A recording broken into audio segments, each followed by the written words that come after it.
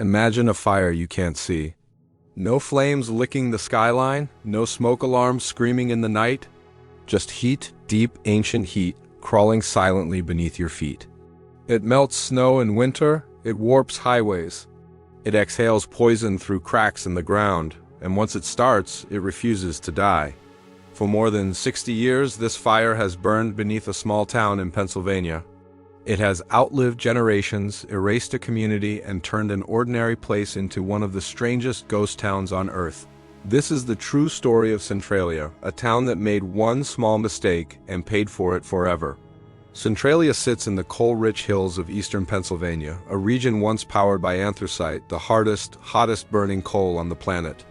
In the 19th and early 20th centuries, this black rock was gold. It heated homes, fueled factories, and built fortunes.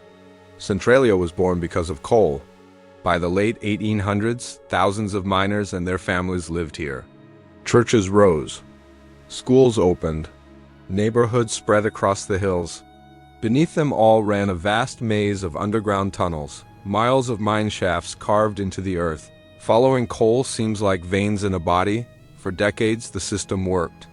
But by the mid-20th century, coal demand dropped, mines closed. Tunnels were abandoned. What remained beneath Centralia was a hollowed-out underworld, dark, unstable, and still packed with fuel.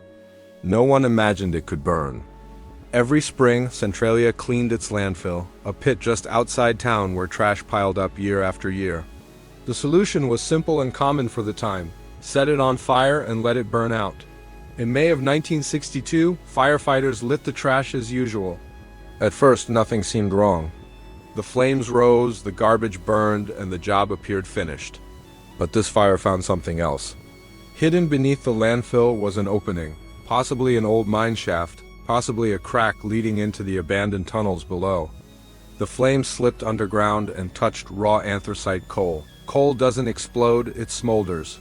And once it starts, it's nearly impossible to stop. The firefighters extinguished the visible flames and went home, unaware they had ignited a fuse that would burn for centuries. At first, Centralia felt normal. People went to work, kids went to school. The town looked the same. Then the signs began. Gardens stopped growing in certain yards. Snow melted in strange patterns during winter, revealing warm patches of earth. A sour, sulfur-like smell drifted through the air on some days, faint enough to ignore, strong enough to unsettle. Underground, the fire was moving slowly along the coal seams, feeding itself, branching outward like a living thing. It didn't roar. It crept. Because it was invisible, it was easy to deny. The state of Pennsylvania eventually realized the fire was real and dangerous. Over the next 2 decades, they launched multiple attempts to stop it. Millions of dollars were spent digging massive trenches, trying to cut the fire off from fresh coal. Heavy machinery tore through hillsides. Entire sections of land were sacrificed in the hope of containment. Other plans followed. Engineers pumped water and fly ash into the mines, trying to smother the flames. They sealed openings, they blocked tunnels. Each effort brought temporary hope. Each effort failed. The fire had already moved. It always moved. Fighting it was like trying to drown a dragon by guessing where it might sleep next. In 1979, the danger stopped being theoretical. John Coddington, the owner of a local gas station, was checking his underground fuel tank using a measuring stick. When he pulled it out, he dropped it instantly. It was scorching hot. Gasoline stored underground should be cool. Coddington measured the temperature of the fuel. It was over 170 degrees Fahrenheit. That meant the ground beneath his business was actively heating the tank. One spark, one failure. The entire block could have exploded. The fire was no longer a distant problem. It was under their feet. Then came the moment that changed everything. In 1981, 12-year-old Todd Dombowski was playing in his grandmother's backyard. The ground looked solid, normal, safe. Without warning, it collapsed. Todd plunged into a sinkhole that wasn't just a hole, it was a vent for the underground inferno. Superheated steam and carbon monoxide surged upward. He clung desperately to exposed tree roots as the air burned his lungs.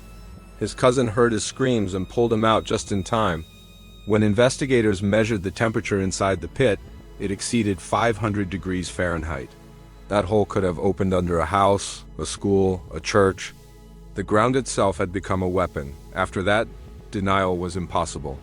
Carbon monoxide levels in some homes reached lethal concentrations. Roads buckled and split. Basements filled with poisonous gas. The fire's path was unpredictable. It could surface anywhere. In 1983, the federal government stepped in. Congress approved funding to relocate the residents of Centralia. The state of Pennsylvania offered to buy every home. Families who had lived there for generations faced an impossible choice: leave everything behind or gamble with their lives. Most chose to go. One by one, houses were abandoned, streets fell silent. Then came the bulldozers. Entire neighborhoods were demolished on purpose, erased to prevent future tragedy. Schools vanished. Stores disappeared. Homes were reduced to foundations, then to grass. Centralia wasn't destroyed by war or disaster, it was dismantled. Today, Centralia feels unreal.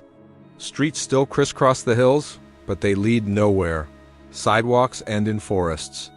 Driveways stop at empty fields. Mailboxes stand alone, guarding nothing. Route 61, once a major highway, was permanently closed when the fire warped and split the pavement.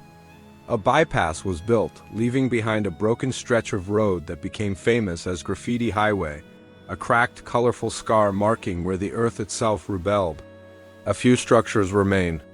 A white church with a bright blue dome still holds services. A municipal building stands stubbornly intact. And against all logic, a handful of residents, fewer than 10, refuse to leave.